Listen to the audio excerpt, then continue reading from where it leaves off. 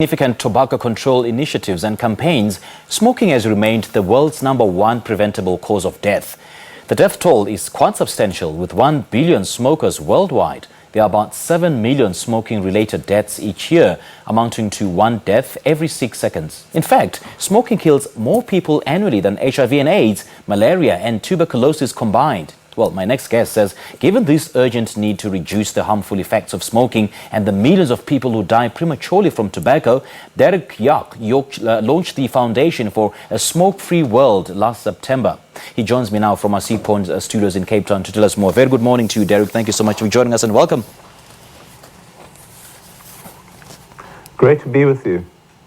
Indeed. Now, talk to us about why you launched the Smoke-Free World Foundation. Well, I'd spent my life really focused very strongly on tobacco control, initially here in South Africa, where some of the early legislation we did with then Minister Nkosazana Zuma, and then at the World Health Organization, where I led and played a key role in the development of a worldwide treaty. There's been huge success over the decades, particularly in putting in place better taxes, banning advertising, and so on. But we still have 1 billion smokers in the world. And I felt that we needed to make a lot faster progress on reaching out and working with smokers, not just on having them quit, but getting them to understand that a wide range of new products out there, from e-cigarettes and others, would also help them reduce their risk considerably and eventually hopefully help them quit. Well, Derek, so many people still continue to smoke despite so many campaigns and initiatives like yours. So is your goal to achieve a smoke-free world quite realistic, or does it remain a pipe dream? Good question. We think that with better science, with a real breakthrough in the technology that we now have available, where we've separated nicotine, which addicts but doesn't kill, from the tar, which does kill, we think we have a greater chance now around the world of helping the smoker move to a product that, while not 100% safe, will dramatically lower their risk and do it in a way in which they feel that they're able to make the change easier than with a patch or gum of many of the pharmaceutical products that have very modest success. You also call for an independent research to establish why people smoke really. Have you made any headway in that regard? Yes, so the foundation will support centers around the world to start accelerating the research both on understanding the smoker and their behavior and their needs better, but also to stimulate the innovation pipeline to have better ways of quitting, better ways of switching, and encourage this in a fast way. I might say we also are very optimistic about this having a big impact on reducing smoking, and because of that, we will also be looking at the needs of farmers as they will need to switch from tobacco crops. Okay, say for interest or for argument's sake, your goal is finally achieved. What then would happen to tobacco farmers? Well, I think for decades we've asked this question, but there hasn't really been a decline in the demand for leaf tobacco. I think we're on the verge of seeing that accelerate. And that is exactly what we've now put teams in place to look at. In a country like Malawi, for example, which gets 40% of its revenue from tobacco, this is going to be critical.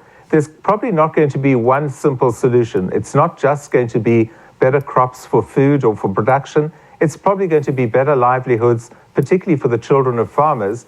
And as we're seeing in a place like Rwanda, where there's a high-tech IT drone technology infrastructure being developed, it's probable that the children of today's tobacco farmers, most of them will not be in farming, but will be in other, hopefully, higher tech, high-value areas of work.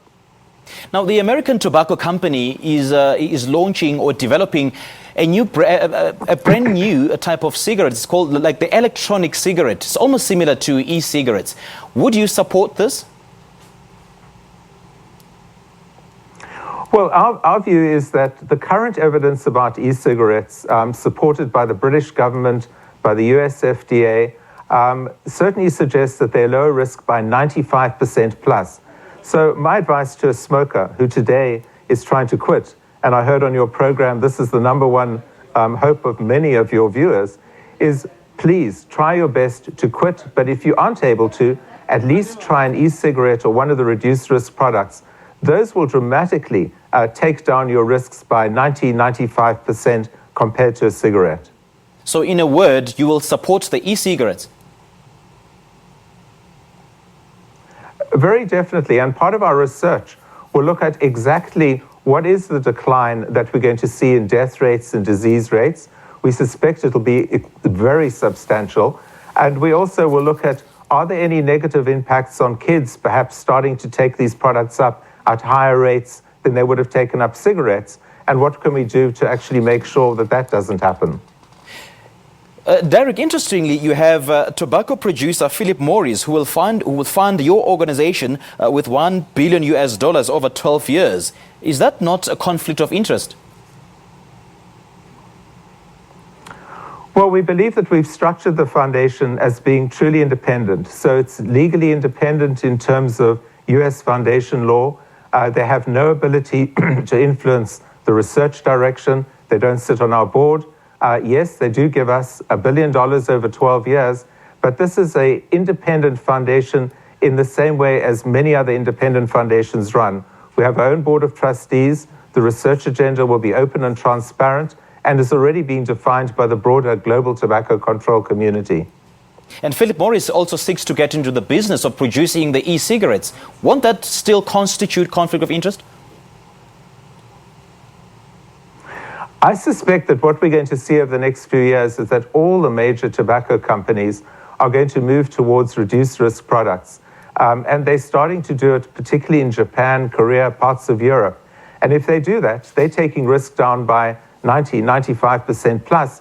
I see it less as a conflict of interest than a confluence of interest in terms of trying to lower the public health impact, which is really devastating at the moment. All right, Derek Yach, thank you so much for joining us and for your insight. Well, many thanks to Derek Yach talking to us about his newly launched foundation for a smoke-free world. Well, let's take a short break and we'll be right back.